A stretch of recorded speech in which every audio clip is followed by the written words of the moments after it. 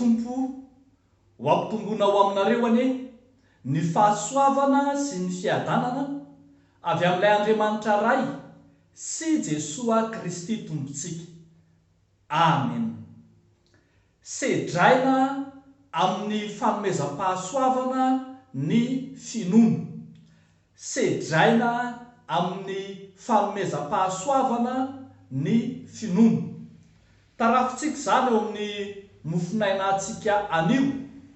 Romanina 12:10 ny andininy 9 hatramin'ny andininy 10. Sedraina amin'ny alalan'ireo fanomezam-pahasoavana ny finoana. Raha marina kokoa dia takin'ny tompo fanavozana ao anaty sy fampiarana ny finoana ny mino eo amin'ny fanarahana sy ny fampona azy Andriamanitra. Takina fanavozana anaty sy fampiarana ny finoana ny mino amin'ny fanarahana an'Andriamanitra sy ny fampona azy. Amin'izany indrindra no hisedrana ny finoana amin'ny alalan'ireo fanomezam-pahasoavana samihafa izay omen'Andriamanitra. Omen'Andriamanitra maimaim-poana ho an'ny mino mantsy ny fanomezam-pahasoavana, fa anjaran'ny mino kosa no mampiseho marina ny finoana amin'ny alalan'ireny fanomezam-pahasoavana samihafa ireny. Eto amin'ity mofinainantsika ity dia misy karazana fanomezam-pahasoavana samihafa tany saina. Misy karazany 7 ohatra ny tany saina eto. Rehefa mamaky any amin'ny bokin'ny Korintiana isika dia mahita karazana fanomezam-pahasoavana samihafa, fa ny voatanisa eto dia miisa 7. Hitantsika izany manomboka eo amin'ny andininy 9 hatramin'ny andininy 10. Ireo fanomezam-pahasoavana samihafa ireo dia mariky ny famondrampon'Andriamanitra sy ny famonjen'Andriamanitra mino amin'ny alalan'ny fahasoavana izay omen'Andriamanitra maimaim-poana, ka dia tonga mivelatra amin'ny alalan'ireny fanomezam-pahasoavana ireny ny mpino. Andriamanitra zany manome maimaim-poana ny fanomezam-pahasoavana, fa izay hisedrana ny mpino kosa dia ny fomba hampiarana izany fanomezam-pahasoavana izany. Ambara fa tena ny Kristy ety an-tany ny fiangonana, koa fitondrana mendrika sy sahaza amin'ny mahatena ny Kristy azy zay no ilaina sy takiana amin'ny mino. Zany hoe ny fomba fampiarana ny finoan'ny mino zany no ambara ny amin'izay tokony hampiarana ny fanomezam-pahasoavana samihafa.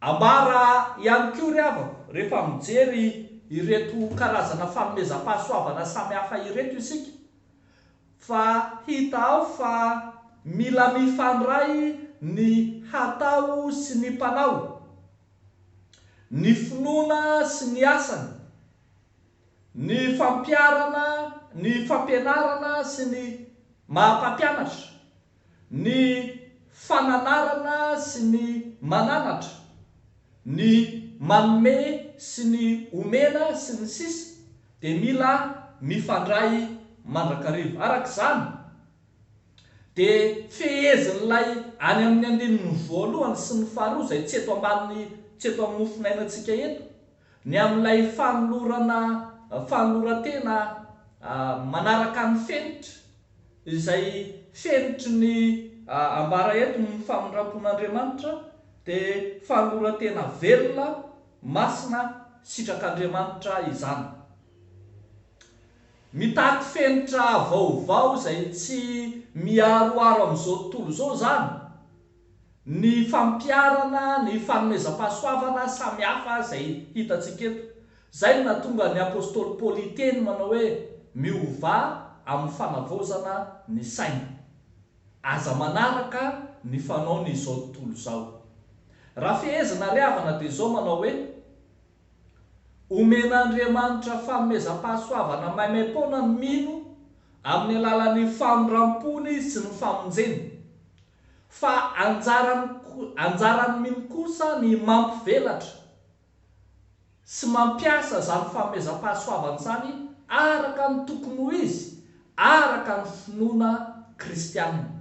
Zay mahatonga antsika hiteny teny am-piandohana manao hoe sedraina amin'ny fanomezam-pahasoavana ny finoana. Raha marina dia ny hoe arakaraky ny fampiasantsika ny fanomezam-pahasoavana izay omeny tompo antsika no ahafantarana ny mahampianatra Kristy marina antsika.